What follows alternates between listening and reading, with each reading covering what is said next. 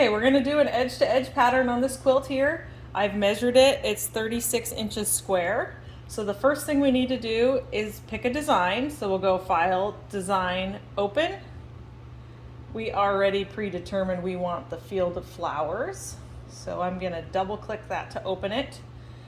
You can see here it lists the size. If I wanted to adjust the size and I did it on this screen, the aspects are not locked. So if I change the width, I'll just do it real quick. Let's say I only wanted it 8. It only changed the width, the height stayed the same.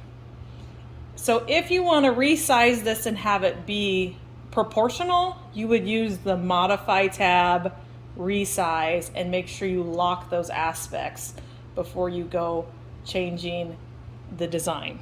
Oh, okay. We're not going to resize this one though, so I'm going to undo that. We're back to original size.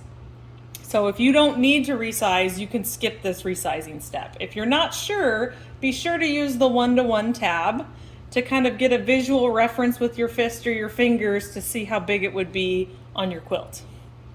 Once you've got it sized properly, we're going to do an area. So I'll select Area tab, and I'm going to take my machine with the needle about 1 inch above and 1 inch to the left of the top left corner. At that position, I'm going to hit 2 corner, and you will hear the machine make a noise. Then I'm going to drive over to the other side of the frame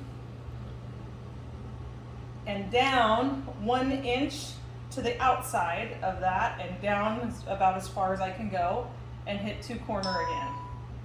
Once I hit the refresh button now, you can see I have a pink box for my area and my flower design is here. It did measure the width properly, but I need to adjust the height to be at least long enough. We usually add 2 inches. So I measured 36 by 36, so I'll make this 38 for the length and hit the home button again to get that refreshed. Now I'm gonna go into the repeat process. So we'll go over to the repeat tab. First button I'm gonna find is fill. That does a pretty good job of filling it, but I still need another vertical repeat and a horizontal repeat.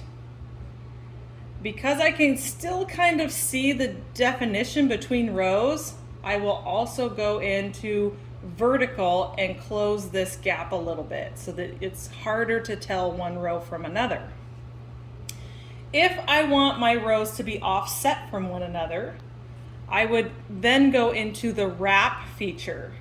And on the horizontal wrap, you can change it to be half a row set off. But now I have an issue with the rows colliding. So this design would not work well at a half row offset. I could fudge it a little bit back. So it's now at a 4.13 offset. I could stitch it like that if I want to. And then it's not quite so linear up and down.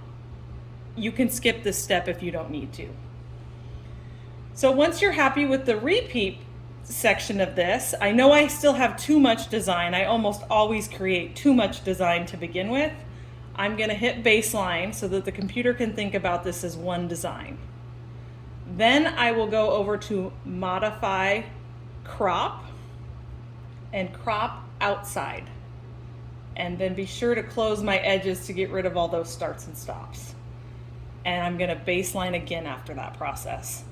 Before I stitch though, I wanna make sure and save, which is under File, Save. I prefer to save selected, which is just the design, but many of the directions that you will read will tell you to save your workspace. So I'm gonna save selected, and I'm not gonna put it in my continuous line design because that's where all the rest of my single designs live. I've created a working folder for projects that I have ongoing, and repeat field of flowers is fine for me. I'll just go ahead and save it like that. Now we're ready to stitch, so I'm gonna go to Pro Stitcher.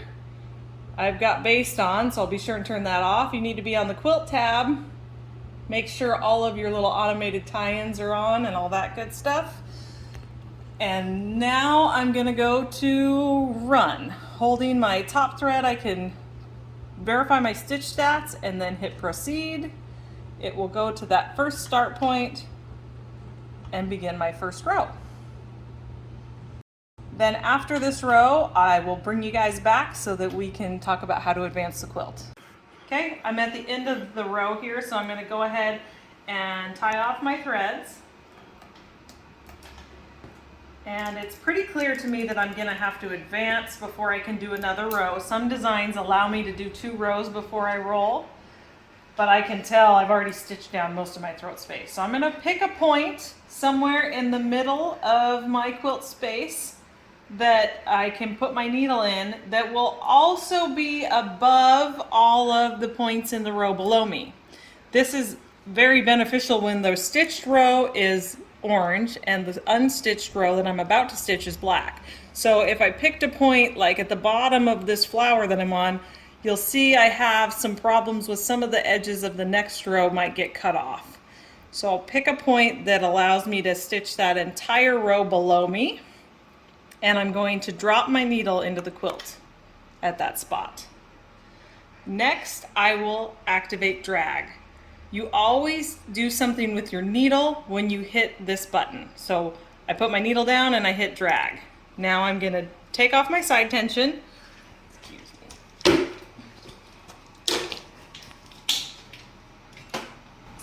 Release the front ratchets so that I can roll, and then crank my hand wheel. And I don't want to go so far that I hit. You may either hit the bar, or in this case our carriage is limiting our space a little bit. So I'll make sure I don't quite go all the way to the very back of that. And then I'll drop my side tension, or my front ratchets down. I always like to check with a pinch of my thumb that I haven't pulled that too tight, and that my needle is not deflecting in my quilt, so I give it a little wiggle. Then I'm ready to hit drop and pick my needle up. So now the design has been set down in that new location. I'm going to baste the sides, so I'll activate baste. Come to the right side of my quilt first usually, and baste it.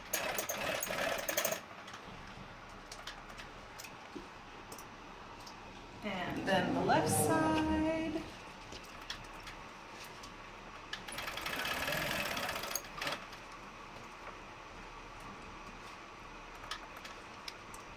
Okay, remember to take baste off before you, and you'll want to check with your crosshairs here. So this is the row that I've already stitched. So my crosshair is just kind of on the bottom of the row I've stitched and above the row I'm about to stitch. As I pull that machine forward, I want to make sure that it's going to be able to reach all the way to the bottom of that leaf, which is the bottom of that row, which I have enough room to go even further. So I'm good to go on this row without hitting. So I'll hit resume. It's going to go to the next start point, which I guess is at the bottom of the row, so it's traveling down. It's going to let me pull this up, resume, and away we go.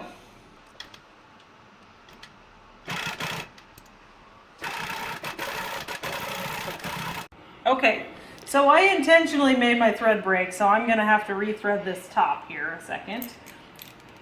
Typically your top thread is not the one that breaks. If it does, you probably either have a bad needle or your tension may be too tight, and oftentimes it's because you have your quilt too tight on your frame.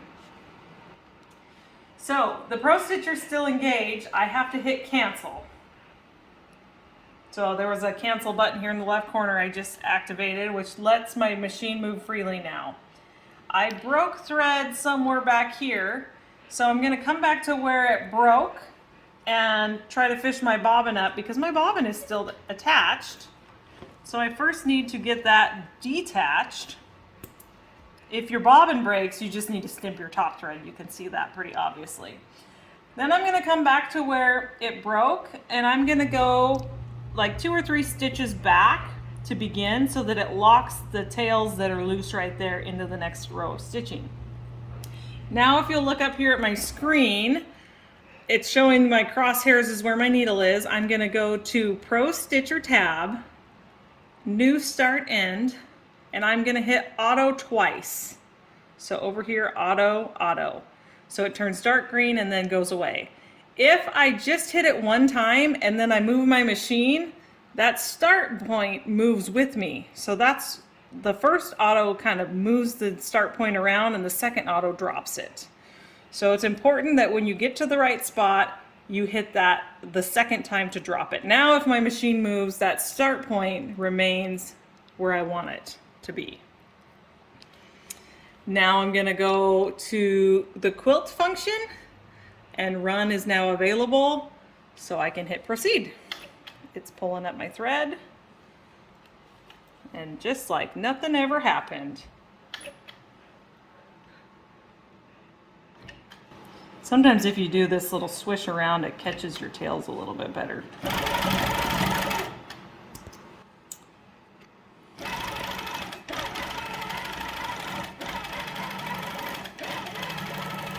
All right, we've got to the bottom of our quilt space, and if I pull my machine to where the actual quilt ends and look at my screen, I see I have a whole bunch of extra design below my crosshair.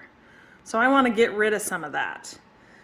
To do that, I'm going to have to cancel out of the Quilting Pro Stitcher program, which means I will have to set a new start point in a minute. Then I'm going to go to the area tab, clear the one that's open because you can only have one open at a time, and I'm going to set a new 2-corner area with my needle about an inch outside again and below this way from my quilt. So I'll hit 2-corner, you're going to hear the ding. Then I will go to the opposite side of the quilt. Oops, thank you. Down a little bit, again about an inch outside. And I also like to verify that these points are going to be outside of the design. So there's the first pink dot, it's outside my design.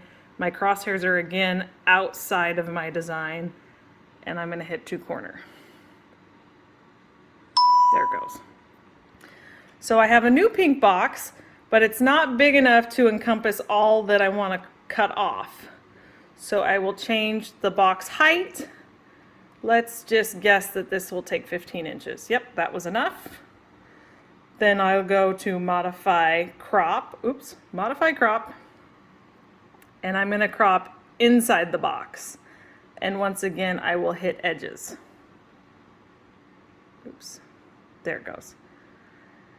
To reset my start point, I'm going to go to Pro Stitcher, New Start End, and when you're starting at the beginning of a row, I use the jumps. Let me zoom out a little bit so you can watch this. So the green start point is way up here at the top of my quilt.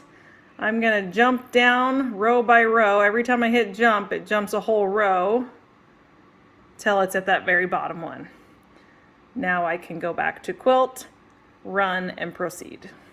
Now we're going to show you what to do if you do not have enough design on your computer program to finish your quilt. So you can see I have come down as far as I can until the crosshairs are showing me there's no more design where I'm at, but I still have that whole bottom border to stitch.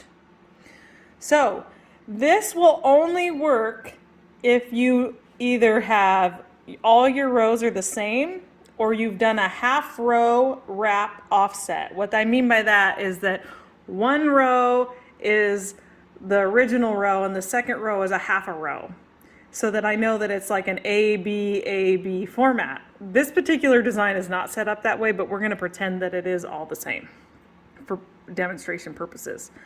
So I could, if all these rows are the same, it doesn't matter if this row was the last one I stitched or that one was the last row that I stitched. So I could just merely take the previous start point and move it down. So I'm using drag to move that whole design down to where my actual last start point was. So I'm basically giving myself a whole nother row. Sorry, I know that's grainy. So I have a start point on my quilt here, and I'm putting a corresponding start point on my screen on top of it that allows me enough stitching pattern below to stitch out. So now if I go, I'm moving the machine to the bottom of my quilt, there's the very bottom of my border. Hey, now I have enough to stitch. Problem solved.